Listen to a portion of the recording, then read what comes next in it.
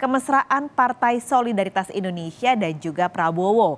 Manuver partai demi menang di pemilihan anggota legislatif dan pemilihan presiden 2024 makin tampak di publik. Partai Solidaritas Indonesia yang pada 2019 merapat ke Joko Widodo kini mulai mesra dengan Prabowo Subianto, rival Jokowi di Pilpres 2019.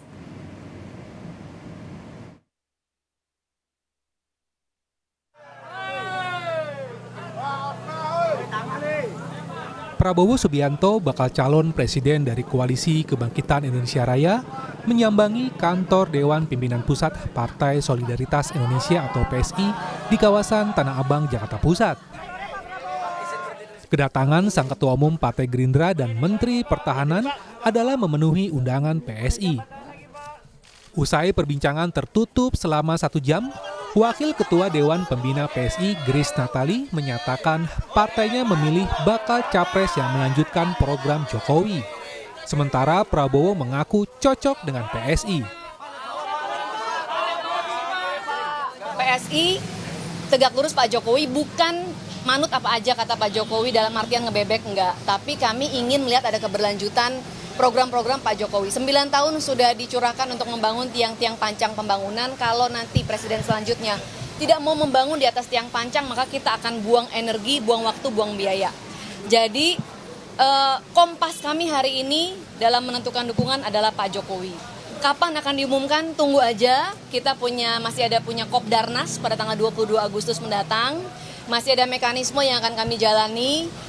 Insya Allah pilihan atau keputusan final PSI adalah juga keputusannya Pak Jokowi.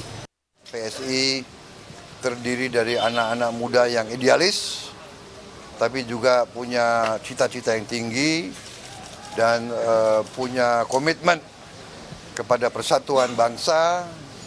Jadi saya merasa sangat senang diundang dan saya datang.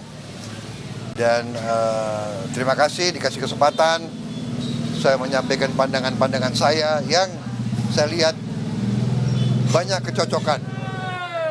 Pada 2019, PSI adalah partai yang kontra dengan Prabowo dan koalisinya.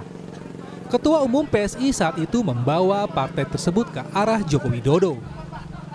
Sementara itu, di tengah penggalangan dukungan partai untuk pengusung Prabowo di Pilpres 2024, ada ancaman dari rekan koalisi Gerindra yakni Partai Kebangkitan Bangsa.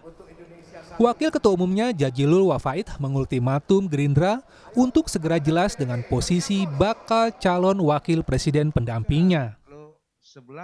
Prabowo sampaikan teman baru tidak akan melupakan teman yang lama.